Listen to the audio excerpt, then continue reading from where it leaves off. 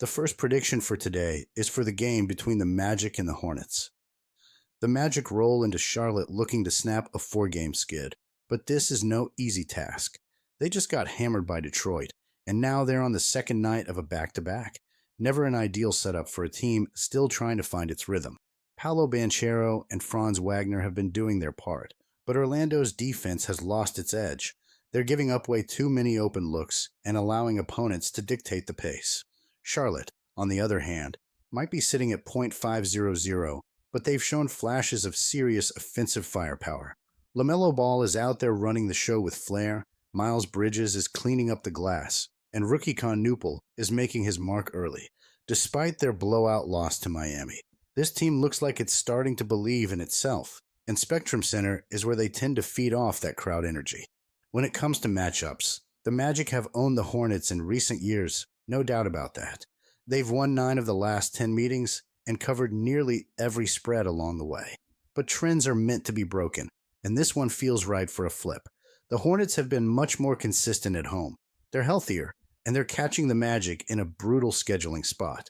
Orlando's offense is inconsistent, and when they go cold from deep, which happens a lot, it's tough for them to keep up with teams that can run the floor like Charlotte.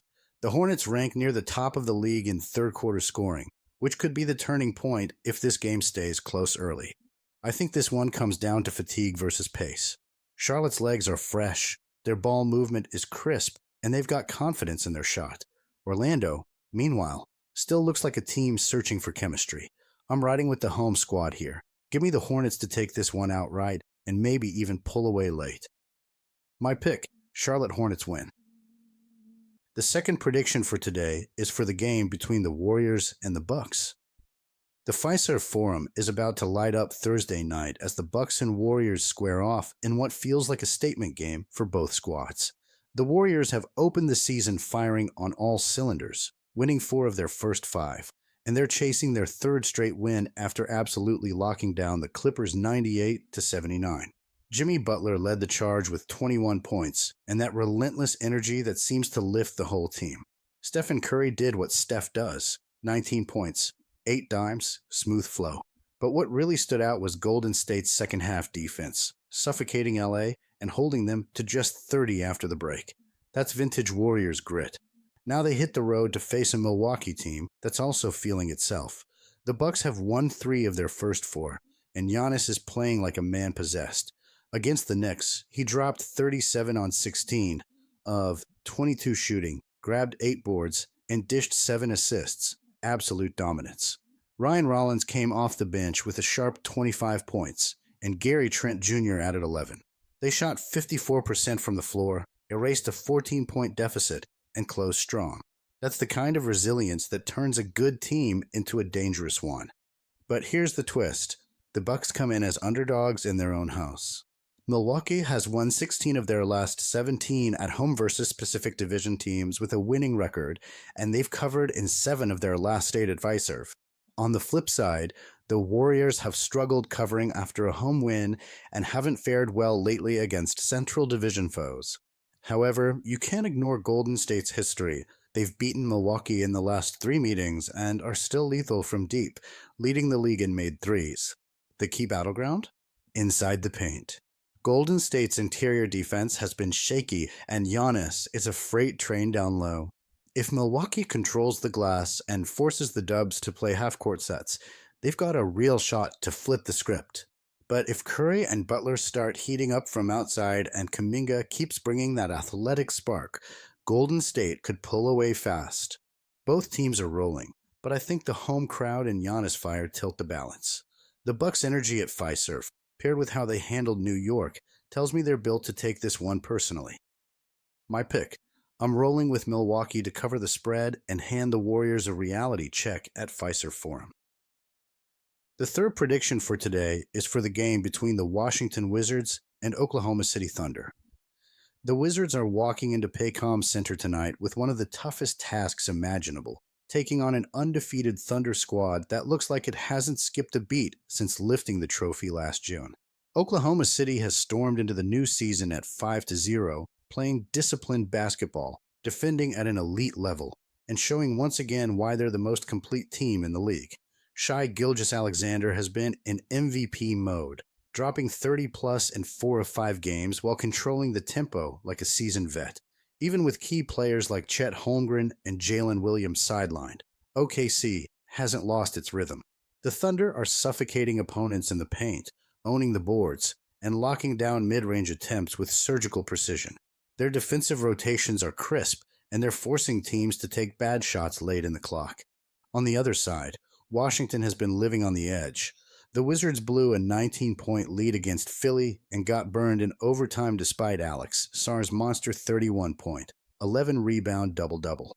The rookie big man has been impressive, running the floor, protecting the rim, and showing flashes of star potential.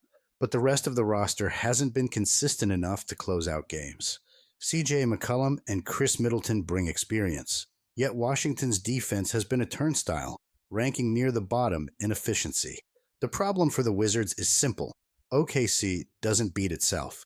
The Thunder are second in turnover percentage, and their ability to protect possessions makes them lethal in transition. Once they get out running, it's lights out. Even when they start slow, that third quarter burst, one of the league's best, usually buries opponents. Yes, the spread is heavy. 16.5 points is no joke, especially when OKC has been shaky covering early this season. But when you line up the two rosters, this one feels like a mismatch across the board. The Wizards might keep it close for a half if Sarr gets rolling and their shooters stay hot. But once the Thunder clamp down defensively, it's going to be one-way traffic.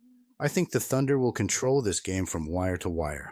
Washington's pace might push the total over, but when it comes to the side, I'm laying the points. My money's on OKC to win big at home and stay undefeated. My prediction, Thunder win and cover the spread. Total points over.